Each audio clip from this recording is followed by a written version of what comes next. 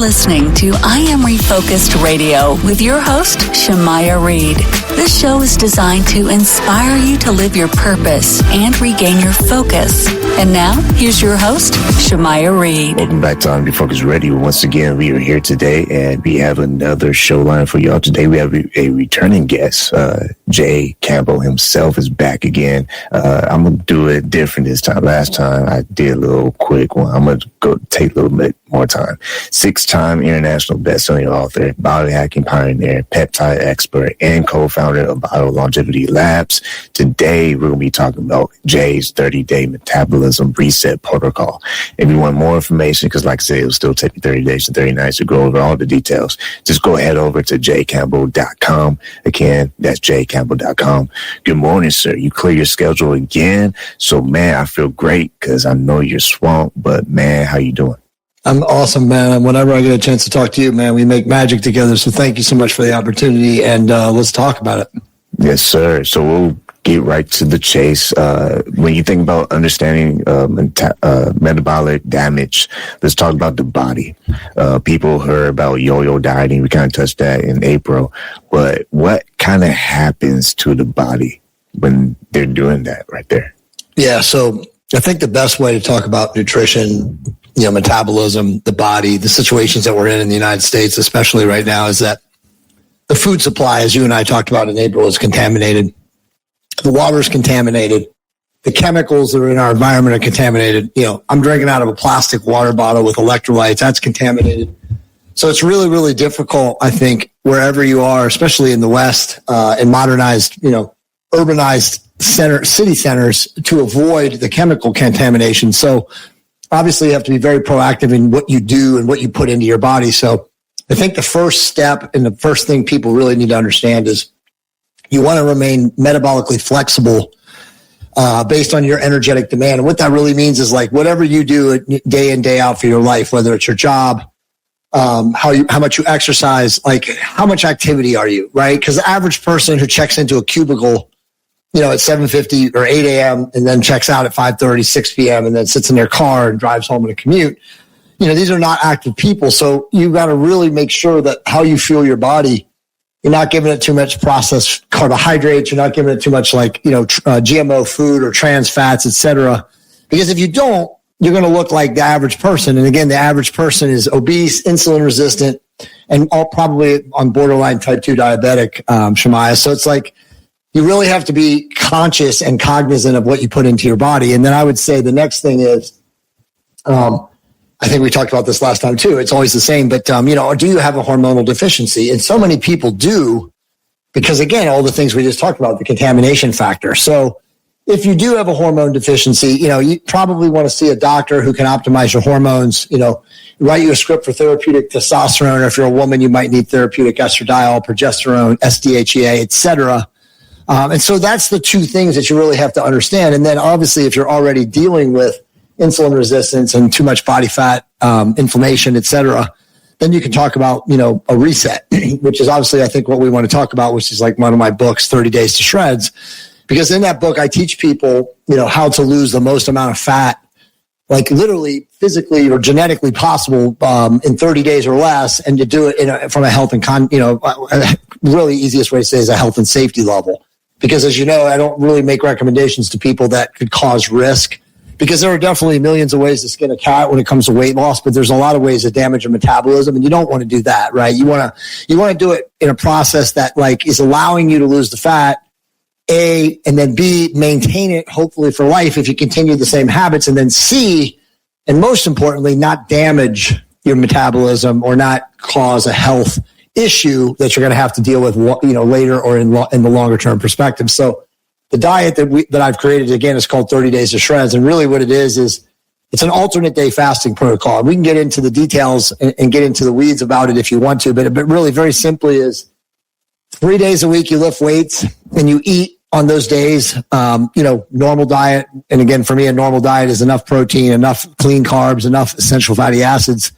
And then on the days that you don't train, you don't eat, you literally fast somewhere between 16, 18, 20 hours, depending on how much weight you have to lose.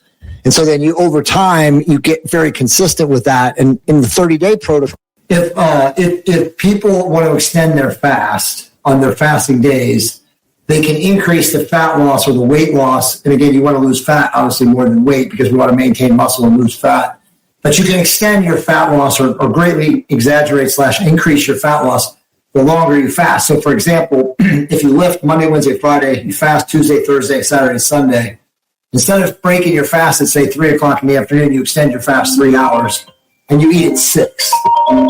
Sorry, somebody's calling me.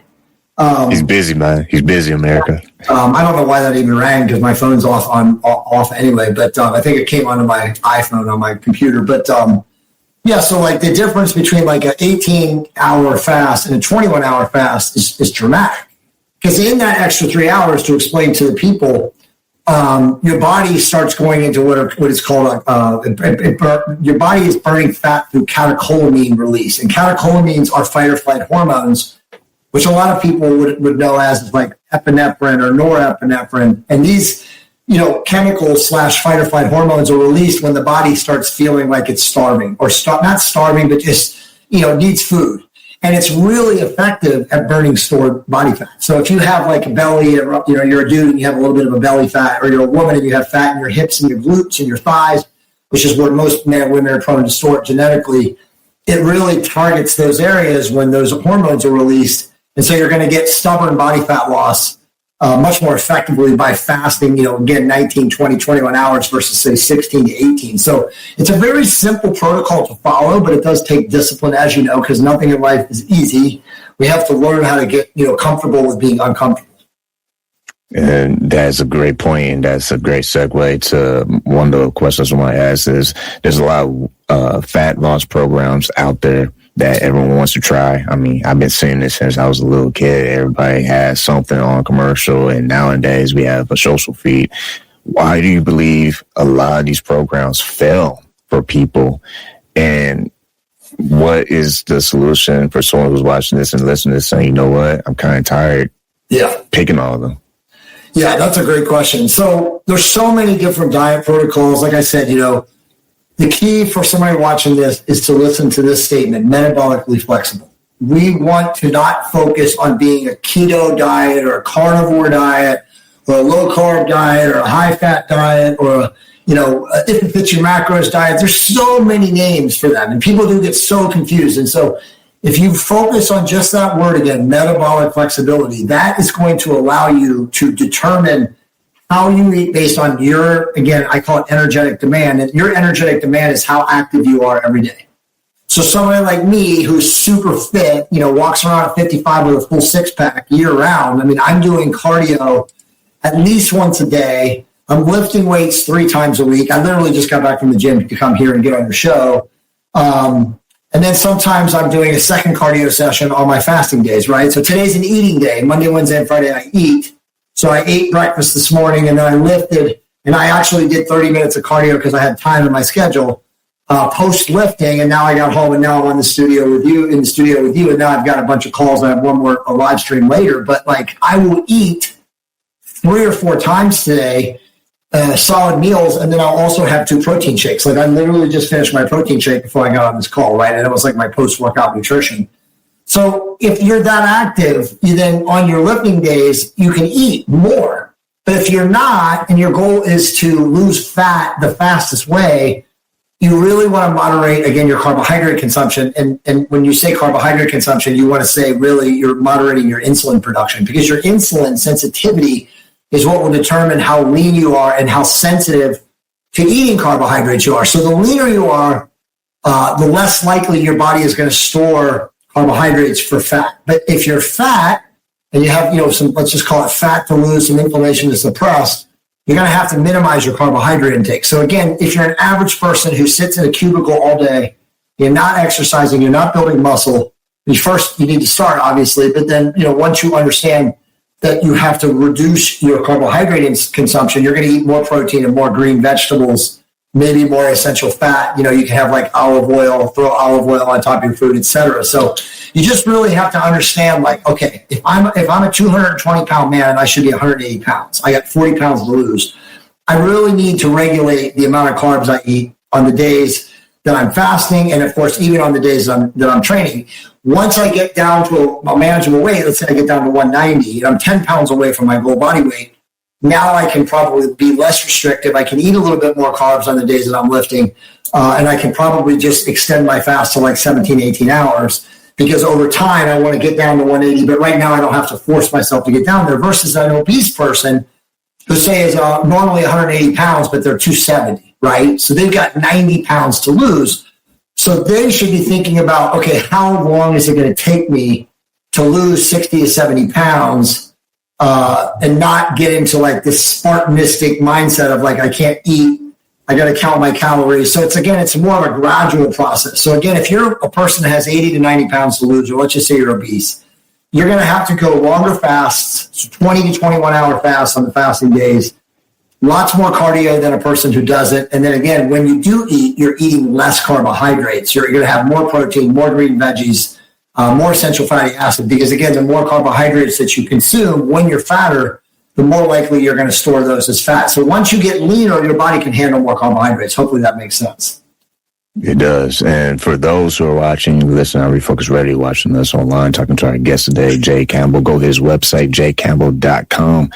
And my next question for you is, when you think about training and fasting components, you have this thing called positive muscular failure, PMF training. What does this look like, and what makes this style of training effective for metabolic recovery?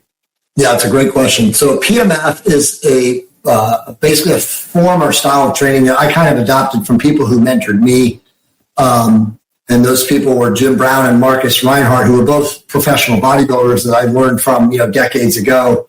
And basically, positive muscle failure training is actually lifting a weight to basically a rep range that you cannot do it again in good form or technique, right? Because if you did, you're kind of herky-jerky, or you're like, using momentum or something, or maybe a spotter. But when you learn to train in that kind of rep range, you only have to do a couple of working sets per body part to get a very, very effective workout. It's very intense, and you have to learn how to do it, but anyone can do it. And the older you are, the more effective it is, because you don't have to spend a lot of time in the gym. I mean, dude, me and my wife are not in the gym for more than 40 minutes, and 20 of those minutes are probably doing cardio post-workout.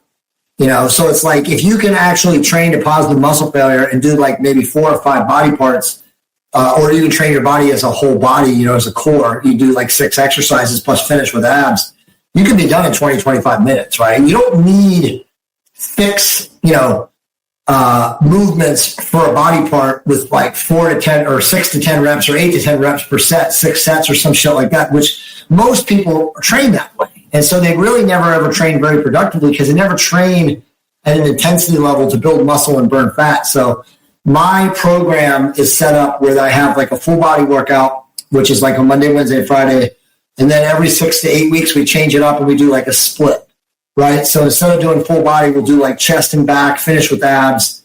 The next workout will be like shoulders and arms, finish with abs. And then the end of the week will be legs and finish with abs, right? So it's like, it just depends on how we're doing it. But we never really do more than, I would say, 10 sets, per session. So if it's a full body routine, it's going to be like 5 exercises, 2 sets each. Not counting abs to finish, or even doing like, cardio at the end, like, maybe seated bike cardio or rowing or something like that. And then when I do a split, we'll do like 3 exercises, right? So if it's chest and back, it'll be exercise chest, exercise back, exercise chest, exercise back, move. New exercise chest, new exercise back, 2 sets, move. New exercise, 2 sets, move, done. Literally done. Finish with abs and you're out. And if you see most people lift, they're literally, as you know, Shemaya, they're doing like 6 to 8 exercises for a body part.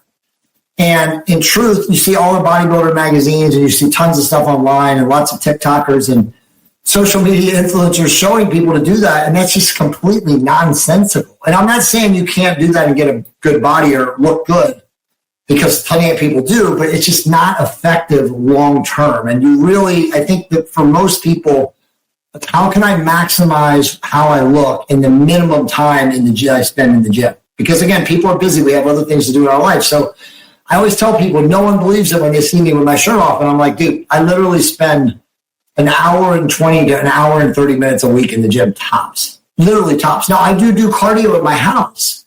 I have an exercise bike in my house. My wife has a really awesome treadmill.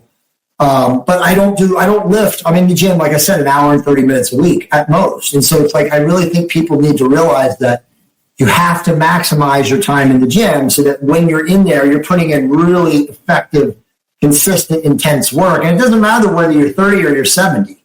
If you got to train a positive muscle failure and you can go 20, 15, 18, 22 reps, whatever it is, and just fail, and then to do that a second set, you're going to build muscle and you're going to be a lot more fit as you get older. And remember, I think the most important thing people to remember is that as we get older, we want to have strong bones. We want to have very powerful bone mineral density. We don't want to be osteopenic or sarcopenic, which means we have no muscle and no bone mineral density. Because as you get older, if you're like that, then you're bent over. You're like the older man or old women where you're bent over. You don't want to be like that. So that's what you should be training for. You're not training to win bodybuilding shows or strength competitions or power man competitions. You're training to be young, productive, able to pick up your grandkids when you're in your 60s, 70s, and 80s. That's what you want to do. Going back to fasting, when you think about alternate day fasting and how that fits into metabolism reset, explain to the audience the difference between a beginner level and more advanced level for someone who's thinking about doing this. Yeah, great question. So first off, everyone can fast. There's been some really good books written about women's menstrual cycles and how they differ from men, and how some women have to fast less time from a fasting interval standpoint than men due to menstruation, and that's absolutely true. And I want women to understand the luteal phases of menstruation and stuff like that. And if you are in your period and you're fasting, you definitely probably need to break your fast a little sooner than you could if you weren't on your period. But that's really the only exception. And I've had a lot of people challenge me over the years when I speak at conventions or seminars, when they say, it's not true that women can fast as long as men. That's complete bullshit, because I've seen plenty of women, fast for 72 hours, 75 hours, et cetera. So, but to your question, advanced to a beginner, the only difference between an advanced and a beginner faster is that an advanced faster has fasted before, and they have gotten comfortable. Remember when I said becoming comfortable with being uncomfortable? They've got comfortable going 20 hours without food. Whereas a beginner who's never fasted before, it's going to be a little bit more difficult to go beyond 14 or 16 hours without food, because what will happen is the stuff that's growing in your microbiome, which is your gut, you got pathogens and bacteria, et cetera, that are growing down there until they're overcome or beaten back from fasting. Because remember, when you do fast, there's all sorts of really awesome biochemical things happening. Two of the most important things are autophagy and hormesis. And really, to explain two scientific terms, all they are is cellular fumigations. So as you fast, the longer you fast, the more you cleanse the bad gunk, again, call it like the free oxyradicals and the glycolated end products and all these things that build up in your body over time, and really due to age too. And so the more often you fast, the more you have a cellular fumigation. So it's obviously great for your cellular health to fast, but to lose body fat, and again, from your question from basic to advanced, an advanced person just literally has learned to fast. So they probably have, done different diets where they were fasting, a couple days a week, and they got comfortable being uncomfortable, which is like, again, going like 20 hours without food, versus a basic person that never fasted before. It's going to take a little bit of time for them to go 16 and beyond hours. But again, anyone can do it. And obviously in my books, I give a lot of practical tips on how to eat when you're first starting out, what supplements to take to make it easier on yourself, what things you can take to kill the bacteria in your stomach that make you say, oh, I'm hangry, I got to eat.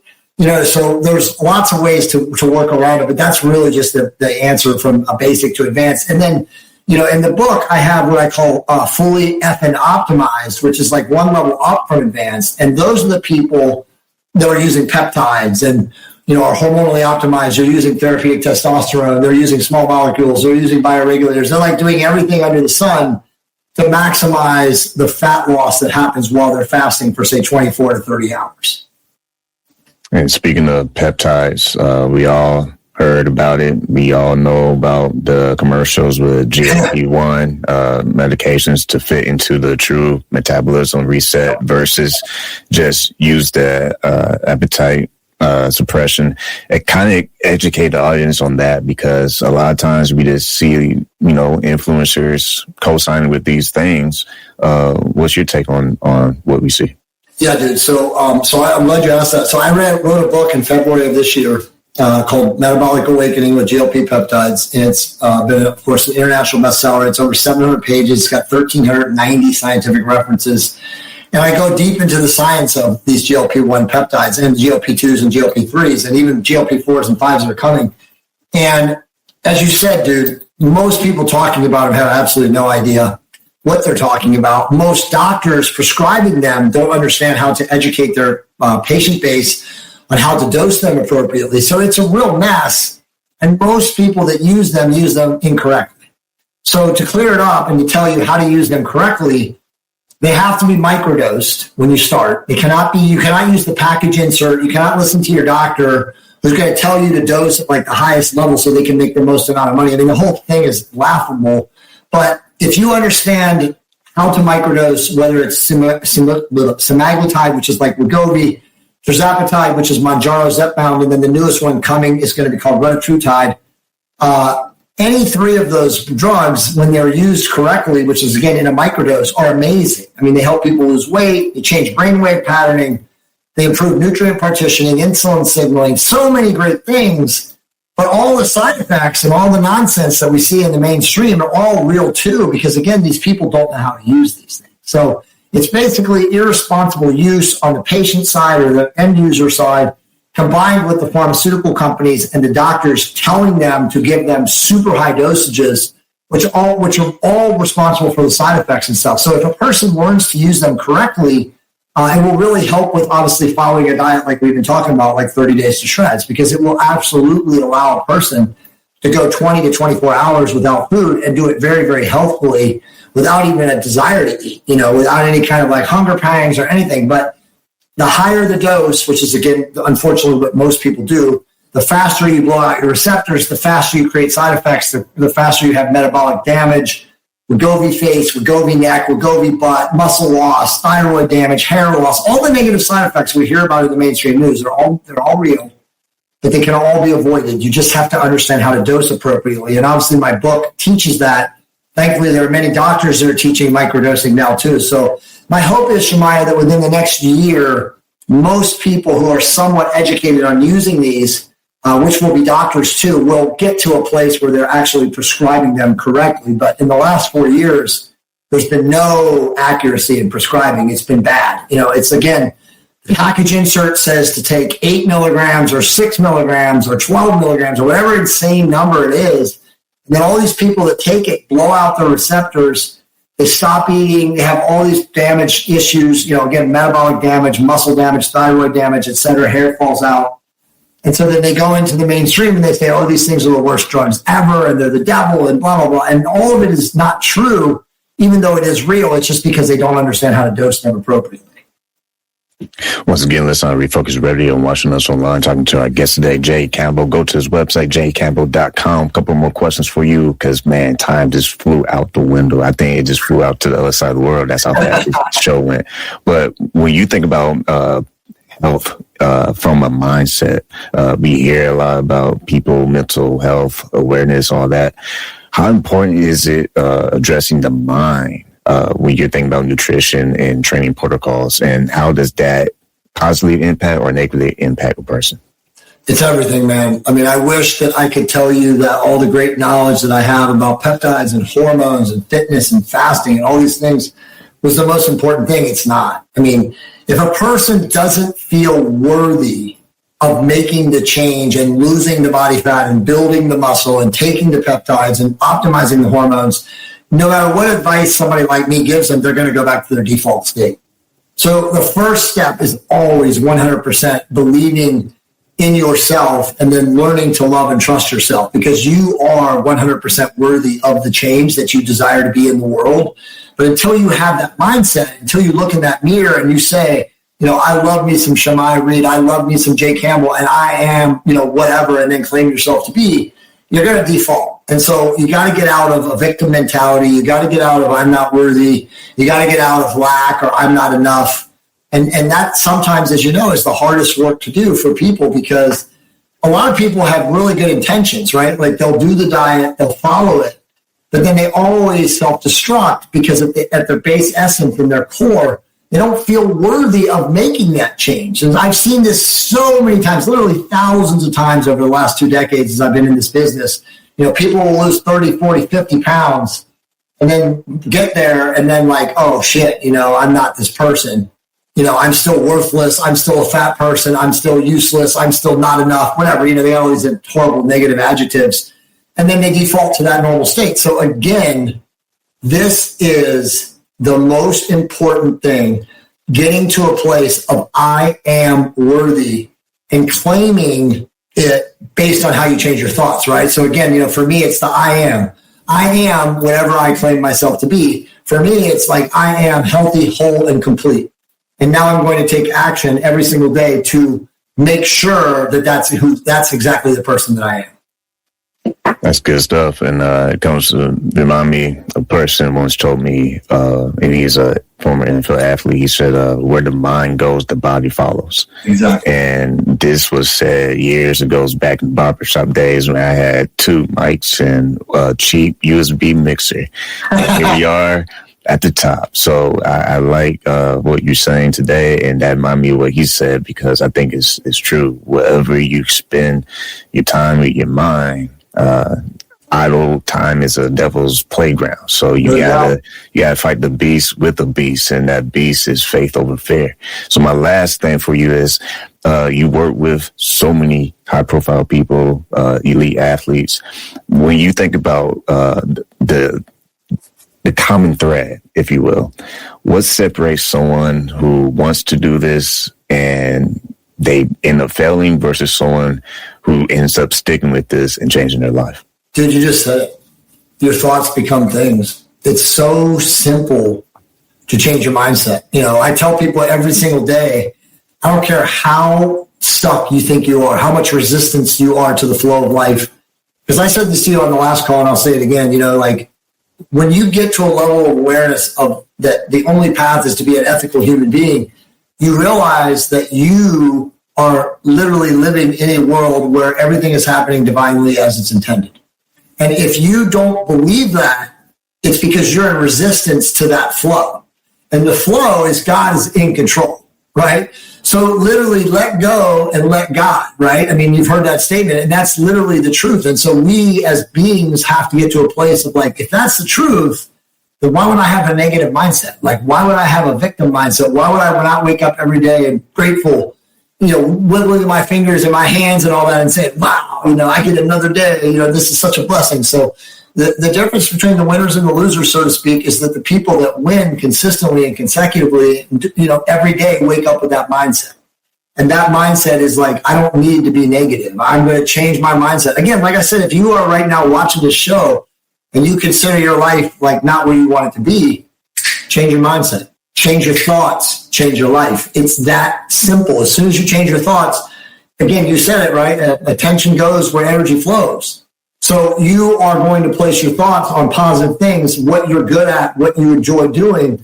You will ultimately head on a path that is going to improve your life. And that happens 99.9999% of every human being. So no matter where you are right now, if you're not in a state that you ultimately desire, change your mind and you will literally get out of it. That's great stuff, man. I can't say nothing better than that. Only thing I want to say, just as a side note, is it's okay to lose, but it's never okay to quit.